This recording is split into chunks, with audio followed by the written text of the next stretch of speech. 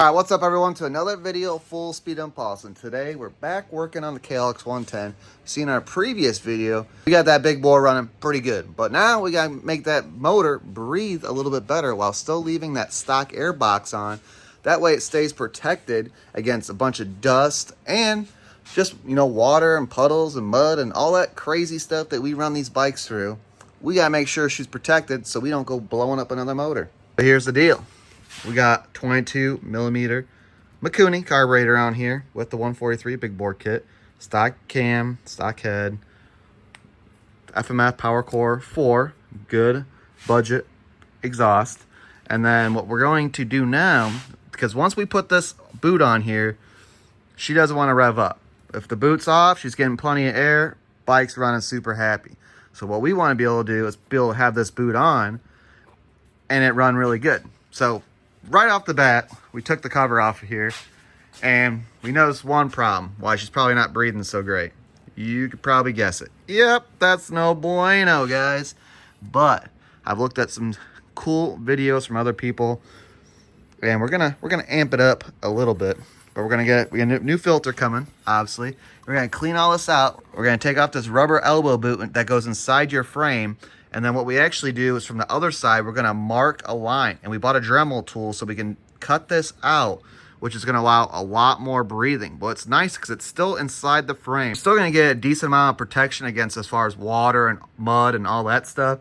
Dust, as you can see, it doesn't matter. Dust is dust. Like, if it's in the air, you're gonna breathe it in. It doesn't matter where it's coming from. But this isn't just one ride. I'll tell you that right now.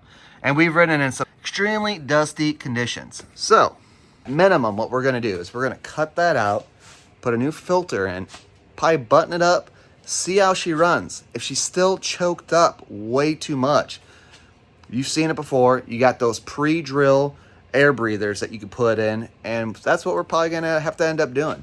I'm not saying, like, we could definitely jet the carb down and get this bike to run good, but why do that? Like, we're leaving power on the table. So first things first, guys, got a bolt here, a bolt down in there, and then obviously if you're not doing the same exact things that we're doing, you're gonna want to take your clamp off your carburetor here. We already have ours off, obviously, because of the carburetor swap, which I heavily recommend a 22 millimeter Mikuni carburetor because these things are super awesome. Used your stock cap off of my 18 mil stock carburetor, and all you had to do is change the sleeve that's inside there, which is super easy process. And then other than that, get some fuel line. Everything here bolts up direct. Got that minimal clearance, but she is clearing it, guys, barely. She's tight. And then I got this boot here too. We didn't even have to heat it up. Plugs right in. The airflow is so much better on this carburetor, guys. Highly recommend it. Let's get that airbox off. Get that thing all lined up. Get her mocked. Start cutting. See what this thing will do. All right. Like I said, guys, we're going to take our elbow out first. We're going to put it back up there just because we got to mock our line up around here to see where we got to cut. And then we'll take it back off again, and we'll start cutting. And you can see right here, here's your big old breather hole we're going to be going through. And you just go on the other side with your marker. But you have to lift your tank up a little bit, draw a line just like that, and then you're good. Airbox is marked back up here, guys. So now we're going to come from the other side, draw a nice line, and take her back off.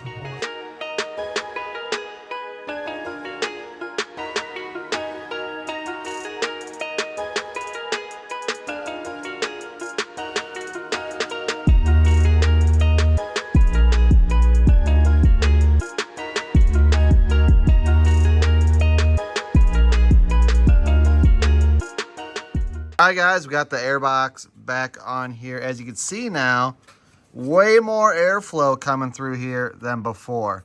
And even if you wanted to put like a little seal around here, but it's a pretty tight edge, I wouldn't worry about any water and all that. Maybe cruising through this little section here and then working in your airbox.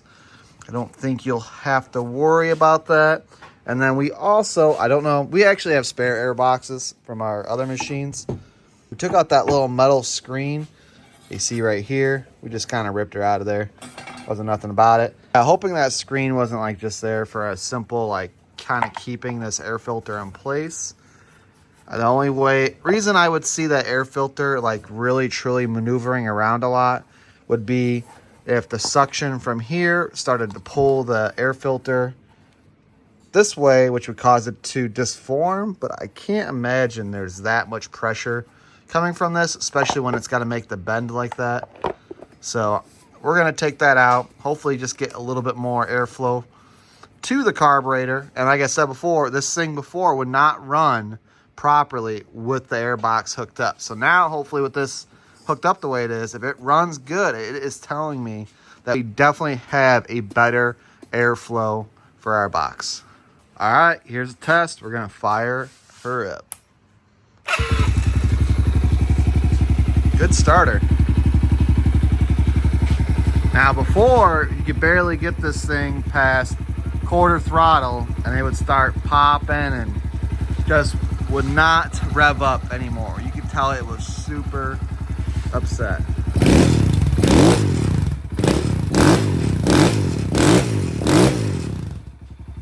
Way better. Wow. That is pretty awesome. I should have recorded showing you guys before the airbox, I know. But I'm telling you guys, big difference. This is zero adjustment. This is the 22 mil carb. Haven't touched one thing on it yet. And look at us go right here. So yeah, I think maybe we could lean around on the main a little bit.